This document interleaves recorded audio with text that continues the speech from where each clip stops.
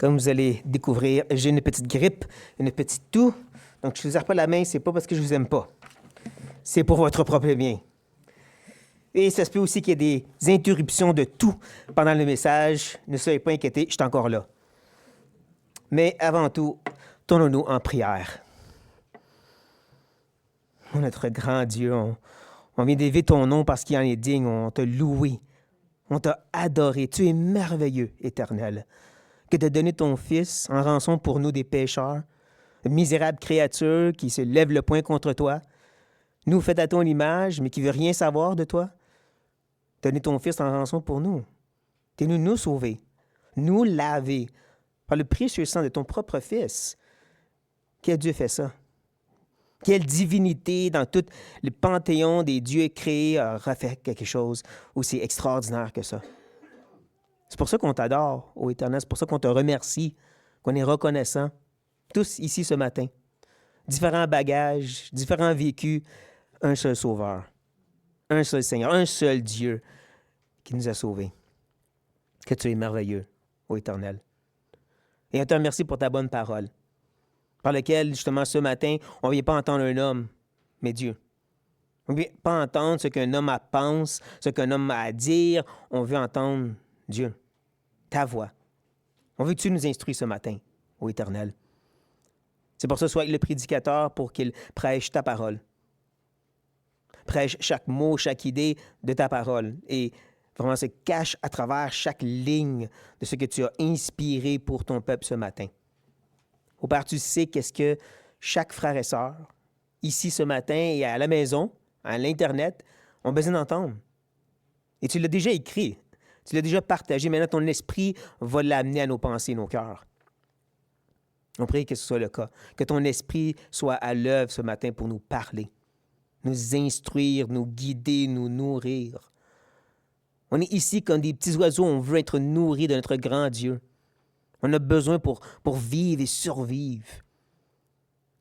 Transforme-nous par la vérité, Seigneur. Laisse-nous pas indifférents. Remplis-nous de ton esprit selon la parole. Et fais-nous avancer maintenant. Ensuite, de ceci, pour vivre ce que tu dis, pour mettre en pratique la vérité, pour ne pas être des auditeurs oublieux. On a besoin de toi pour ça. C'est pour ça qu'on prie ce matin.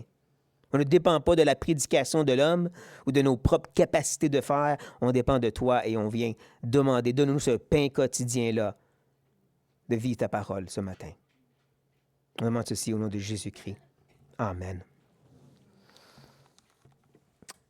Je dirais que une des différences majeures entre l'ancienne et la nouvelle alliance, c'est rattaché à la loi. Parce que d'un côté, la loi est extérieure, écrite sur des tables de pierre. Surtout des restrictions. Ne fais pas, ne touche pas, va au temple. Mais de l'autre, la nouvelle alliance, c'est la loi écrite dans nos cœurs. C'est plus juste des restrictions, c'est une régénération. Maintenant, une nouvelle inclinaison, on aime la loi de Dieu et on veut vivre en conséquence. Et c'est un peu ça qu'on voit comme témoignage dans le Nouveau Testament. C'est pour ça que Paul peut s'adresser à l'Église de Colosse et Éphèse, puis commencer par leur identité, qu'ils sont en Christ. Vous étiez morts maintenant à la vie. Vos cœurs ont été circoncis. Maintenant, vivez en conséquence. Même chose quand il dépaque l'Évangile romain et qui arrive à ce point où on se dit l'Évangile de grâce veut dire je peux pécher? Et Paul dit non. Pourquoi? Parce que vous avez été libérés de ceci. Vous êtes une nouvelle créature. Vivez en conséquence. C'est donc normal que Jean fait la même chose dans son épître. Il a terminé le chapitre 2 en nous parlant du fait qu'on est des enfants de Dieu. Et ensuite, il est rentré au chapitre 3 pour décrire c'est quoi un enfant de Dieu. Il y a deux caractéristiques que nous avons vues ensemble. D'un côté, on haït le péché. On ne veut plus le péché. De l'autre, on aime les frères et sœurs. Mais maintenant, c'est le temps de mettre en pratique. Donc, de là, le chapitre 4. Je demanderais de tourner, s'il vous plaît, dans 1 Jean, le chapitre 4. Dans le texte qu'on va regarder ce matin, nous allons voir justement le commandement, la mise en pratique de ce qu'on a compris du chapitre 3. Et bien sûr, nous, on veut le comprendre dans son contexte. On veut lire la totalité des versets 1 à 11 pour bien comprendre ce qui se passe dans notre texte. Mais avant une gorgée d'eau.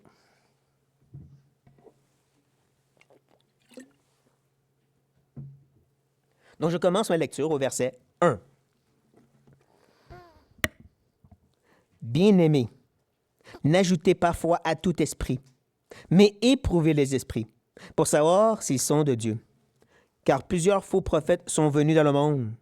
Reconnaissez à ceux-ci l'Esprit de Dieu, et tout esprit qui confesse Jésus-Christ venu en chair est de Dieu. Et tout esprit qui ne confesse pas Jésus n'est pas de Dieu. C'est celui de l'Antéchrist, dont vous avez appris la venue et qui maintenant est déjà dans le monde. Vous, petits-enfants, vous êtes de Dieu, et vous les avez vaincus, parce que celui qui est en vous est plus grand que celui qui est dans le monde. Eux, ils sont du monde. C'est pourquoi ils parlent d'après le monde, et le monde les écoute. Nous sommes de Dieu. Celui qui connaît Dieu nous écoute. Celui qui n'est pas de Dieu ne nous écoute pas.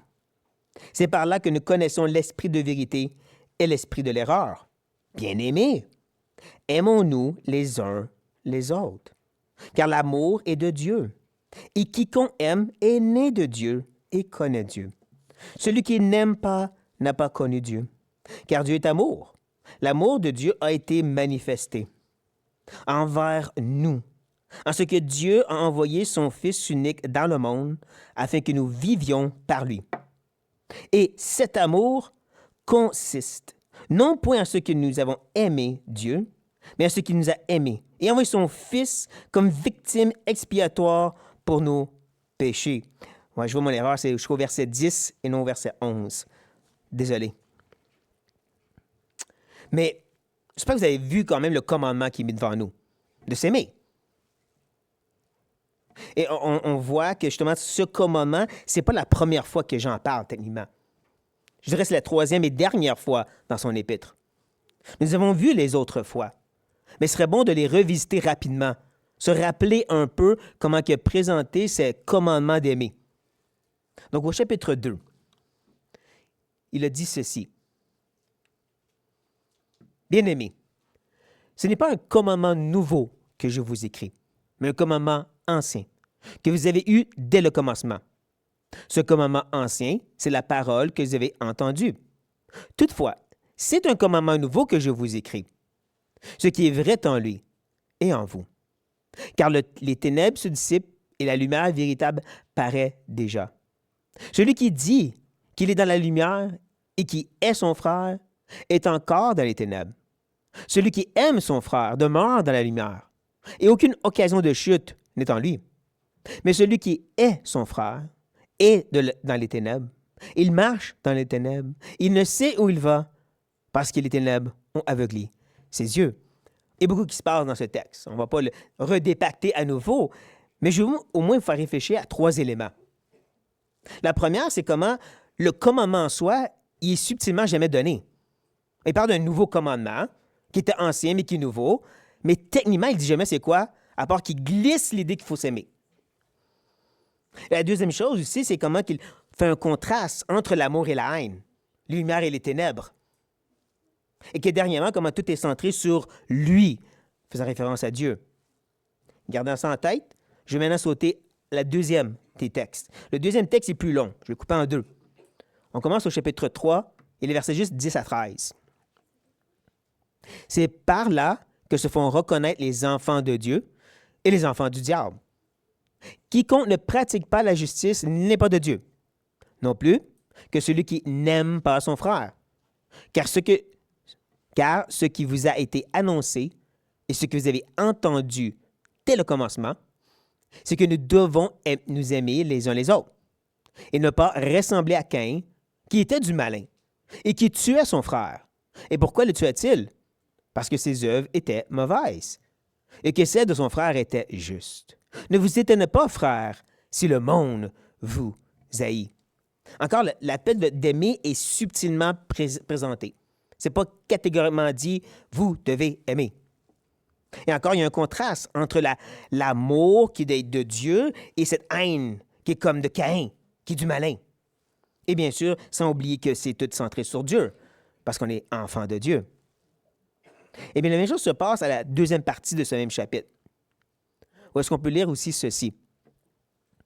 Nous savons que nous sommes passés de la mort à la vie, parce que nous aimons les frères. Celui qui n'aime pas demeure dans la mort. Quiconque hait son frère est un meurtrier. Et vous savez qu'aucun meurtrier n'a la vie éternelle demeurant en lui. Nous avons connu l'amour en ce qu'il a donné sa vie pour nous. Nous aussi, nous devons donner notre vie pour les frères.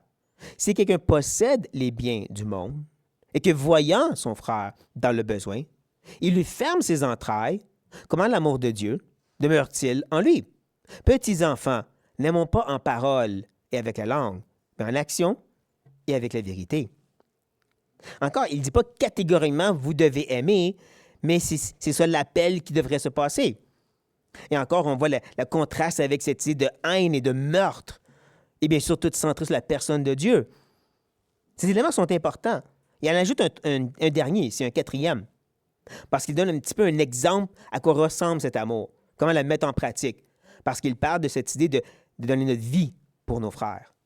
Que si tu as un besoin, tu devrais agir en conséquence. Des exemples concrets.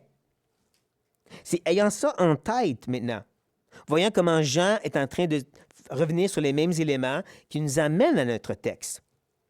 Où est-ce qu'il commence, bien sûr, en disant « bien-aimé ». Ce fameux terme d'affection. Un terme d'affection aussi qui reprend l'attitude et la concentration de ses lecteurs sur ce qu'il y a à dire. On l'a vu, on l'a lu. Dans les versets 1 à 6, le commandement, c'est de ne pas donner, de ne pas ajouter foi à tout esprit. C'est un commandement. De reconnaître, de discerner qu'est-ce qui est de Dieu, qu'est-ce qui n'est pas. C'est l'un de ces sujets que Jean parle beaucoup dans son épître, les faux enseignants des vrais. Mais là, il veut revenir sur un autre sujet. Bien-aimés, parlons d'autre chose. Voici un nouveau commandement pour vous. Aimons-nous les uns les autres. Vous avez compris que c'est vraiment le commandement sur lequel tout le reste du texte est bâti. Voici, c'est ça l'appel de notre texte ce matin. On doit s'aimer les uns les autres. Le reste du texte, c'est tous les efforts pour construire, ajouter, expliquer et rendre concret ce commandement de s'aimer les uns les autres. Mais comme je dis, on veut le découvrir pièce par pièce. Une chose à ne pas manquer, c'est comment cet amour est exclusif. On aime qui? Nous. Les autres croyants. Les autres frères et sœurs, premièrement. C'est tellement exclusif qu'il ajoute les uns les autres. Il aurait pu tout simplement dire « aimons-nous ». D'ajouter les uns les autres, c'est qu'il met vraiment l'accent sur « nous ». Aimons les frères et sœurs. C'est pourquoi Paul peut dire aux gens de Galate, « Faisons du bien à tout le monde, mais premièrement à la maison de Dieu. » Et c'est là un peu l'erreur dont certains tombent de nos jours. Où est-ce qu'on prend les lois de l'Ancien Testament, de venir au secours des opprimés, d'aider les pauvres. On dit qu'il faut faire ça pour la société, premièrement, parce que Dieu l'a dit dans l'Ancien Testament. Sauf qu'on oublie que Dieu a dit ça à une famille. Israël, c'était la famille de la foi. L'application, c'était pour la famille de la foi. Quand Dieu dit « venez au secours des opprimés », il ne dit pas pour les Moabites ou les Ammonites ou les autres nations. Il parle d'Israël, la famille de foi, les uns les autres. Pas pour dire que c'est mal d'aller au secours des autres. Premièrement, avant tout, aimons-nous les uns les autres. Ils vont connaître que vous êtes mes disciples parce que vous donnez de la bouffe aux pauvres, parce que vous avez de l'amour les uns pour les autres. Donc oui, premièrement, avant tout, cet amour est exclusif. Et c'est le commandement qu'il met devant nous. Et là, maintenant, il va nous dire la raison. Pourquoi qu'on doit s'aimer? Parce que c'est une bonne chose? Parce que ça paraît bien aux autres autour de nous? Avant de donner la raison,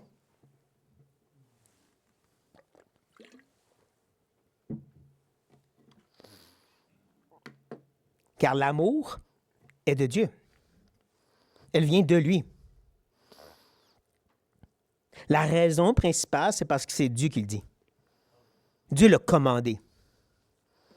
Ceci a au moins deux implications. Elle nous rappelle à quel point que dans la loi mosaïque, Dieu va répéter à maintes et maintes fois, lorsqu'il donne ses restrictions alimentaires, qui parlent de l'habillement, puis du temple, il va répéter cette même phrase.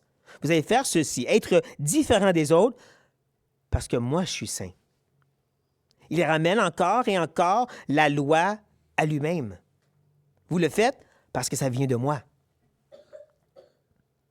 Mais une autre implication, c'est nous rappelle que c'est Dieu qui décide c'est quoi de s'aimer les uns les autres. Ça vient de lui. Ça inclut des passages comme 1 Corinthiens 13, qui nous aime bien définir c'est quoi s'aimer. Ou même 1 Pierre chapitre 4, l'amour couvre une multitude de fautes. Ou même Philippiens chapitre 2, l'amour met les autres avant nous. Ou Romains chapitre 12, où est-ce qu'on se met dans la peau des autres justement, et que l'amour doit être fervent les uns pour les autres, et ainsi de suite, et ainsi de suite. Donc de dire il faut s'aimer les uns les autres, c'est selon les standards, les paramètres que Dieu donne. On aime comme Dieu le commande d'aimer. Et je vais oser dire que ça inclut aussi la tournure plus négative. Il n'y a pas de place pour l'irritation, frustration, colère, médisance, parce que ça ne vient pas de Dieu. Donc on s'aime les uns les autres parce que ça vient de Dieu, cet amour. Et sur cette note, il va maintenant expliquer un peu plus. Il va plus élaborer sur cette idée de s'aimer les uns les autres parce que ça vient de Dieu. Il va ajouter « quiconque ». C'est important, les « quiconque ». Il est important les mots dans la Bible. Parce qu'il y a présentement dans ces églises, et je crois bien que Jean écrit à plusieurs églises honnêtement, que dans ces églises, il y a des faux enseignants, des hommes qui se présentent comme envoyés de Dieu, et qui ont convaincu certaines de ces personnes-là d'écouter leur enseignement, et qui sont devenus adhérer à ces enseignements aussi. Et tous ces gens se disent, on suit Dieu. Jean vient corriger ceci. Quiconque, n'importe qui, entre vous, quiconque aime est né de Dieu. Voilà. Moi, je suis un enfant de Dieu. Quiconque aime, comme Dieu commande d'aimer. Parce que c'est ça le commandement que Dieu a donné. Celui-là est né de Dieu. Mais c'est pas tout, parce qu'il parle aussi du fait qu'il connaît Dieu. Encore, ceci nous ramène à ce qui est déjà discuté. L'Épître a commencé avec des gens qui disaient qu'ils connaissaient le Dieu de lumière, qu'il y avait un message de sa part, mais ils vivaient dans les ténèbres. Jean dit non, celui qui aime est celui qui connaît Dieu. Celui qui aime selon les standards de Dieu, parce que l'amour, c'est de lui, c'est lui qui connaît Dieu. Autant qu'il va mentionner l'importance de vivre dans la lumière pour ceux qui connaissent Dieu, il parle aussi de l'idée de aimer. Donc là, on commence à comprendre c'est quoi le commandement. On doit s'aimer les uns les autres. On sait la raison, c'est parce que ça vient de Dieu, et donc on aime comme Dieu commande. On comprend que ceci démontre qu'on est né de Dieu et qu'on le connaît vraiment. Et Jean, comme on l'a vu tantôt, qui a des tendances à contraster la lumière et les ténèbres, l'amour avec la haine, va le faire encore. Il va dire, celui qui n'aime pas n'a pas connu Dieu. Tellement un contraste. Un contraste, je dirais, bâti sur ce qu'on vient de lire au verset 7. Celui qui n'aime pas selon les standards et les commandements que Dieu établit, parce que ça vient de lui. Celui qui n'aime pas de cette façon ne connaît pas Dieu. Tu peux dire que tu as des relations avec lui, qu'il t'a révélé des choses, que tu as reçu des messages de la part de Dieu tant que tu veux. Si tu n'aimes pas les uns les autres comme Dieu commande qu'on aime les uns les autres, tu ne le connais pas. Maintenant, j'ai dit que ça semble être un contraste du verset 7, mais il y a un petit quelque chose qui a changé. Est-ce que vous voyez qu'il y a une petite différence de ce qu'il vient de dire au verset 7 et qu'est-ce qu'on lit maintenant au verset 8? Oui, Pauline, je savais que tu le voyais, toi. Elle est tellement perspicace, cette Pauline-là. Naître. Naître et disparu. Rappelez-vous, hein? Quiconque. Oh, j'ai perdu. Quiconque aime, est né de Dieu et connaît Dieu. Mais maintenant, il dit que celui qui n'aime pas ne connaît pas Dieu. Et où la naissance? Peut-être que je me trompe. Peut-être que j'ai mal compris quelque chose. Mais je crois que c'est la façon subtile, pas subtile, de Jean pour dire à ses lecteurs, oubliez l'idée de connaître Dieu. Si vous n'aimez pas, vous n'êtes même pas né de nouveau. Ouch! T'es sûr? Jean est tranchant comme ça. On l'a vu depuis le début de cette épître, Jean tranche de façon catégorique encore et encore. Vous vous rappelez de ceux qui disent connaître Dieu, le Dieu de lumière, et vivent dans les ténèbres. Il dit qu'ils se sont mentis à eux-mêmes. Ils se sont séduits eux-mêmes. Jean ne mange pas ces mots. Tantôt, il parlait des faits qui sont des antichrists, ceux qui enseignent autre chose. Il ne mange pas ces mots. Donc oui, je crois qu'il est en train de dire, si tu n'as pas cet amour selon les standards de Dieu, oublie l'idée que tu connais Dieu, tu as une certaine marche avec lui, tu n'es même pas né nouveau. Je ne vais même pas le mentionner. Et là, il va l'expliquer. Encore une fois, il revient sur la raison. Mais encore, il y a une petite modification. Car Dieu est amour. Avez-vous qu'il y a un changement dans ce qu'on vient juste de lire, de la raison du verset 7? Je vais vous aider un peu. C'est pour ça que je suis payé. Il a dit l'amour est de Dieu. Maintenant, il a enlevé le de, inversé la phrase, et là, Dieu est amour. On prend note de comment Jean fonctionne. Comment il va revenir sur ces mêmes idées, mais juste modifier un peu. Un peu comme Paul et Pierre diraient, cette répétition, c'est pour votre bien. Il revient encore sur Dieu. C'est vraiment centré sur lui, n'est-ce pas? Ça, c'est une de ces situations que j'aime le mettre dans ma poche, comme on dit. Cet effort de centrer le message sur la personne de Dieu. Pourtant, il a commencé en disant « Aimez-vous les uns les autres ». Mais là, il revient sur Dieu. Dieu. Il leur dit que justement, la raison pourquoi quelqu'un qui professe ne pas avoir cet amour-là, ne connaît pas Dieu, c'est parce que Dieu lui-même est amour. Il y a beaucoup d'implications dans ça, mais la plus grande, c'est un rappel que le salut, c'est pas ta profession de foi. Le salut, c'est que Dieu t'a donné un nouveau cœur. Il t'a régénéré. Mieux encore, il t'a fait à son image. Ou comme Pierre dirait, tu participes à la nature divine maintenant. Ou Paul dirait en Galate, c'est plus moi qui vis, c'est Christ qui vit en moi. Mais ce texte, cette petite phrase, est important de le comprendre dans son contexte. C'est pour ça qu'on va aller la lire. Mais tandis que nous cherchons à être justifiés par Christ, si nous étions aussi nous-mêmes trouvés pécheurs, Christ serait-il un ministre du péché? Loin de là. Car si je rebâtis les choses que j'ai détruites, je me constitue moi-même un transgresseur ou un constructeur. Car c'est par la loi que je suis mort à la loi, afin de vivre pour Dieu. J'ai été crucifié avec Christ, et si je vis, ce n'est plus moi qui vis, c'est Christ qui vit en moi. Si je vis maintenant dans la chair, je vis dans la foi au Fils de Dieu, qui m'a aimé et qui s'est livré lui-même pour moi. Encore, il y a beaucoup qui se passe dans le texte qu'on ne va pas prendre le temps de décortiquer, mais on comprend quand même à la base, l'idée de Christ qui vit en moi, c'est pas je vais faire des miracles maintenant. C'est littéralement l'idée que cette personne qui est Dieu vit en moi. C'est pour ça qu'il parle de détruire et de rebâtir. Il a crucifié le vieil homme et il y a un nouvel homme, fait à l'image de Christ, qui vit en moi maintenant. C'est pour ça qu'il dit ceci en Romains. Car ceux qu'il a connus d'avance, il les a aussi prédestinés à être semblables à l'image de son Fils, avec que son Fils fut le premier-né entre plusieurs frères. Vous savez que Jésus, c'est Dieu, hein? À qui je m'adresse ici, Dieu est amour.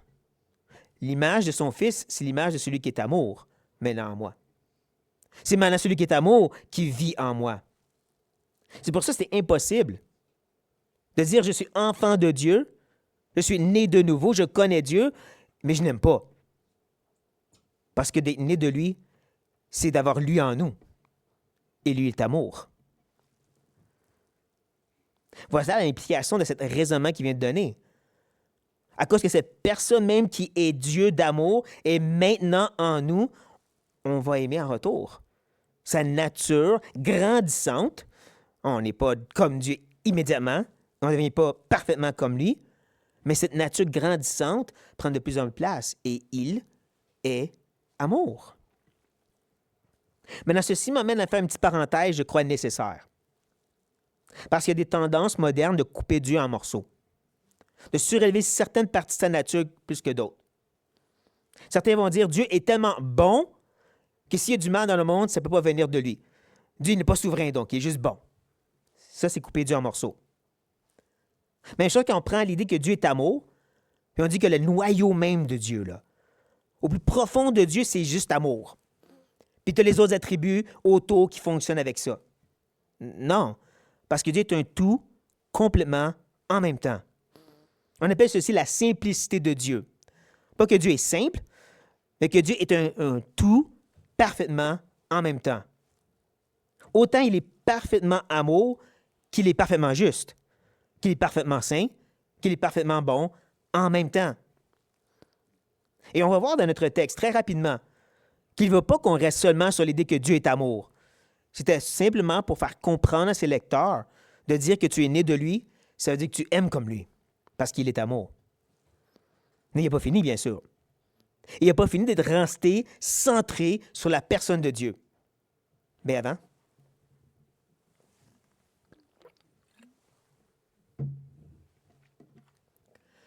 parce qu'il dit ceci, l'amour de Dieu.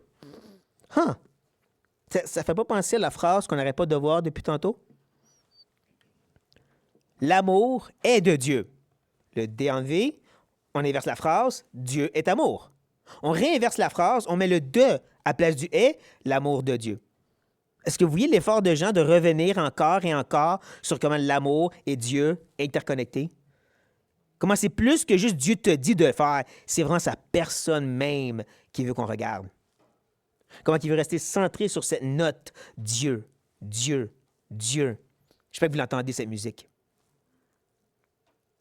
Parce qu'il va justement ajouter, l'amour de Dieu a été manifesté, révélé, présenté. Ceci est intéressant parce que, tantôt, chapitre 3, la dernière section que nous avons lue, nous pouvions voir qu'il a donné un certain exemple de concret, comment aimer. Il a donné sa vie pour les frères, voir un besoin et agir, qui était centré sur nous. Voici comment toi, tu peux mieux aimer. Qu'est-ce qu'il fait ici? Tu veux savoir comment aimer? Regarde à Dieu, pas à toi. On prend note de ça. On prend note qui ne veut pas dire maintenant, voici qu'est-ce que toi tu peux faire, mais dire voici qu'est-ce que Dieu a fait. L'amour de Dieu a été manifesté de cette façon, envers nous. Assez exclusif ça aussi, hein, n'est-ce pas? L'amour de Dieu, cet amour paternel pour ses enfants et ses élus est envers nous. Et elle se montre comment? Ah bien, en ce que Dieu. Jean aurait pu simplement dire en ce qu'il, mais il a dit Dieu à la place. Je trouve ça intéressant qu'il revient encore et encore sur ce titre propre de Dieu. Comme pour que cette note rentre dans notre tête. Comme je dis, il aurait pu dire en ce qu'il a, mais non, en ce que Dieu. Dieu a fait quoi? A envoyé son Fils unique dans le monde. Ça fait penser à quelque chose, ça, n'est-ce pas? Tu as raison, Guy. Et je suis sûr que vous l'avez aussi vu. Jean 3,16. Car Dieu a tant aimé le monde qu'il a donné son Fils unique, afin que quiconque croit en lui ne périsse point, mais ait la vie éternelle. Encore, Jean prend ces mêmes paroles qu'il a déjà écrites, les change un peu et nous les répète à sa façon. Parce que la répétition, c'est qu'est-ce qu'on a besoin. Un peu comme cette note, Dieu, Dieu, Dieu. Non, mais justement, on le voit à la fin, en expliquant pourquoi Jésus est venu dans le monde, afin que nous vivions par lui. afin qu'il, justement, il nous donne cette vie. Ne manquez pas, encore ici, à quel point que l'exclusivité prend le dessus. L'amour de Dieu a été manifesté envers nous. Même si Jésus est allé dans le monde, c'est qui vit? Nous. C'est important, ça. C'est important à quel point que Jean, il veut rester centré sur nous et cet amour les uns pour les autres. Que c'est nous qui avons vraiment baigné dans cet amour de Dieu parce que c'est nous qui vivons par ce Jésus. Et quand il parle de cette idée de vivre par lui, ça me fait penser au fameux discours de Jean 10, le bon berger. Quand Jésus a dit ceci, « Le larron ne vient que pour dérober, pour tuer et pour détruire. Mais moi, je suis venu afin que mes brebis aient la vie et qu'elle l'ait même avec abondance. » C'est triste que certains ont usurpé l'idée d'abondance, puis ils parlent de bienfaits physiques, de santé physique, et ont complètement manqué le point. C'est la vie éternelle ici. C'est ça la vie qui est abondante. Oublie d'avoir un corps en santé, je veux le corps glorifié. Oublie d'avoir des richesses terrestres, je veux être avec lui pour toujours. C'est ça la vie. Cette vie qui va être complétée, amenée à son apogée à la mort, mais déjà en train de se manifester. Nous vivions par lui. Je ose le connecter au commandement aussi. Nous aimons par lui. Comme je dis, c'est centré sur la personne de Dieu. Et c'est pour ça qu'il revient à la charge. Et dans notre dernier verset, je sais, déjà presque fini. Dans notre dernier verset, qu'est-ce qu'il dit? Et cet amour consiste, quel amour? Notre merveilleux amour entre nous? Le grand amour de certaines personnes ici? Non, l'amour de Dieu. C'est là qu'il veut qu'on reste concentré. Encore, la dernière fois, nous avons vu que Jean a voulu mettre en pratique l'amour en donnant des exemples pour eux. Donne ta vie. Vois le besoin, agis. Ici, lorsqu'il donne le commandement catégorique, il revient sur comment l'amour de Dieu consiste. Elle est démontrée. Et là, il fait une parenthèse assez bizarre. Non point en ce que nous avons aimé Dieu. Ça sort de nulle part, ça, n'est-ce pas? Dans la fluidité du texte, là, on connaît la phrase, on sait qu'elle s'en venait, mais quand tu lis le texte, ce commandement d'aimer, parce que Dieu est amour, là, tu arrives ici et tu lis cette idée, non point ce que nous avons aimé Dieu, tu te dis, pourquoi tu dis ça, Jean? Pourquoi tu prends le temps de mentionner à tes lecteurs que l'amour n'a pas commencé par eux? Et je spécule encore une fois, mais on revient encore au commandement. Aimez-vous les uns les autres. Mais pensez pas que ça vient de vous, cet amour-là. Parce que vous n'avez pas aimé Dieu le premier. Cette phrase qui sort de nulle part nous garde humbles. Parce qu'il nous rappelle, c'est pas nous qui avons aimé Dieu le premier. C'est pas nos cœurs extraordinaires qui aimeront les uns les autres. Il n'est pas fini non plus en passant. Mais il va maintenant revenir sur « mais en ce qu'il nous a aimés ». Encore centré sur Dieu. Même si la note « Dieu » n'a pas joué, on sait que c'est ça qu'il veut jouer. Ça reste centré sur Dieu et bien sûr, l'œuvre de la croix. Il a envoyé son Fils. Mais encore, ça va être intéressant parce qu'il reprend le verset 10 dans un sens, le verset 9. Il a repris un peu les mêmes idées du verset 9, les a changées un peu encore une fois, mais il ne va pas terminer de la même façon. À place de revenir sur cette idée qu'on va vivre, qu'on va aimer par lui, donc notre part, notre commandement, à la place, il va aller complètement dans une autre direction. Comme victime expiatoire pour nos péchés. Encore, ça sort de nulle part. J'espère que quand vous lisez votre Bible et que vous arrivez dans ces petites bosses-là, vous arrêtez. Vous ne dites pas, je continue à aller au prochain verset. Parce que ça sort de nulle part, cette idée de parler de victime expiatoire. Il ne parlait pas de salut avant. Pourquoi il le fait maintenant? Je dirais qu'il y a deux éléments à retirer de cette belle petite énoncée. La première, c'est le salut en soi, bien sûr. Jean rappelle à ses lecteurs que tous ont péché. et sont privés de la gloire de Dieu. Que nul ne le cherche, pas même un seul. Et même si la société aime dire que les petits-enfants, ça n'est pur et innocent, Dieu dit non, il naît des pécheurs. Il naît des enfants de Satan même, techniquement. Des cœurs rebelles qui vont s'endurcir de plus en plus au point qu'ils vont mériter le jugement de Dieu. Ça, c'est la réalité de tous les enfants, tous les êtres humains. Mais Christ est venu pour ça, prenant cette culpabilité sur lui-même et versant son sang pour laver ces péchés-là.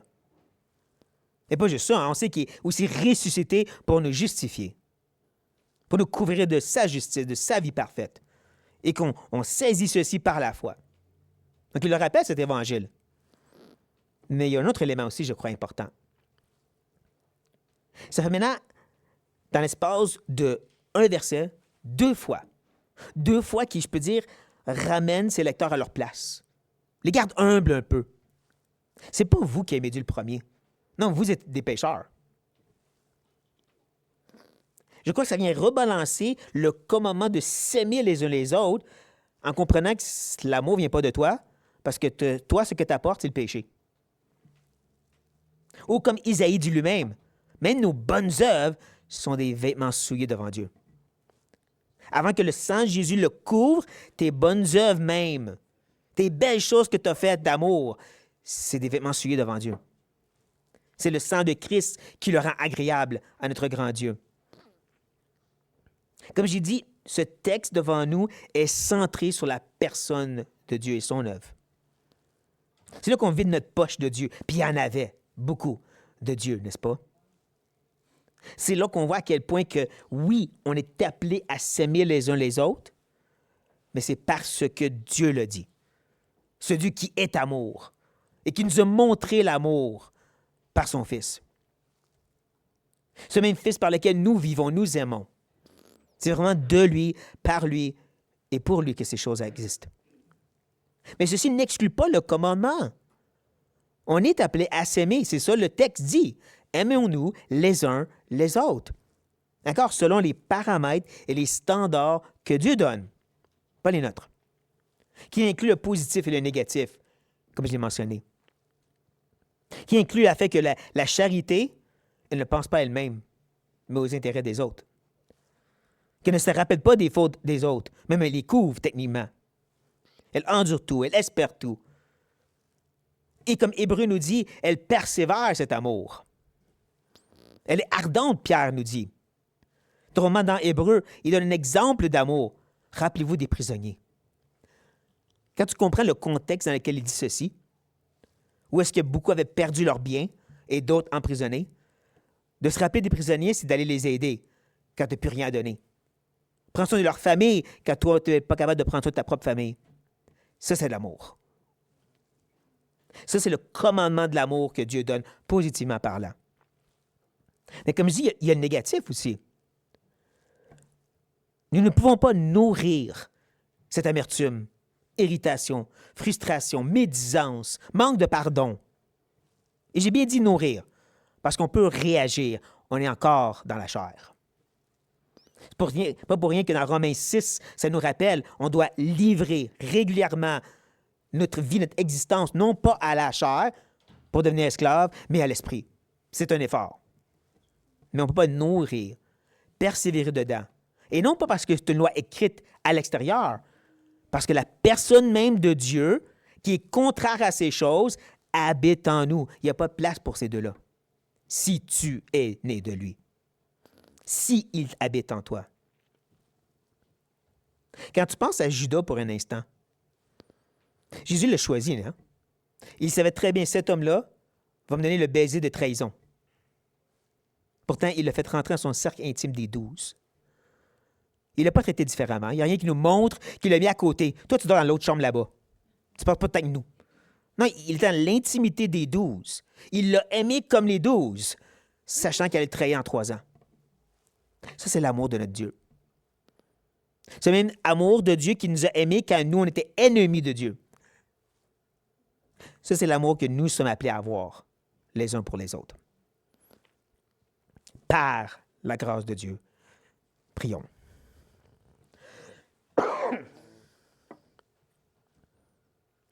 Ô Père, on vient devant toi très humblement en disant, on ne peut pas. On ne peut pas aimer comme tu commandes d'aimer. Loin de nous de croire qu'on va prendre cet appel, ce commandement, puis on va sortir d'ici. Et avec ferveur, on va aimer les frères et sœurs cette semaine. Parce qu'on n'a pas cette force. On n'a pas cette capacité, Seigneur. Tu vas nous éprouver, tu vas montrer que nos cœurs, c'est pas rempli d'amour. Mais toi, Seigneur, tu habites en nous. Ton esprit habite en nous. Christ vit en nous. Et c'est ça qu'on a besoin pour pouvoir aimer les uns les autres. Garde-nous, Seigneur, de créer des nouveaux standards d'amour, de rabaisser les limites. Je t'aime, mais tu me déranges, va-t'en. De nous, Seigneur, d'avoir un amour comme toi, d'être rempli de ton amour en nous, toi qui es amour, pour aimer nos frères et sœurs, pour aimer nos épouses, amis, parentés, familles, enfants. De nous, de cet amour, Seigneur, remplis-nous de ce grand amour, on te prie, parce que nous sommes vraiment brisés, encore infectés du péché. Loin de nous, Seigneur, de croire qu'on ne peut pas sans toi. Mais on prie de le faire. Rends ce commandement vivant pour nous cette semaine, Père. Ce mois, cette vie. Qu'on s'aime les uns les autres. Qu'on s'aime comme toi, tu es amour. On demande ceci au nom de Jésus-Christ. Amen.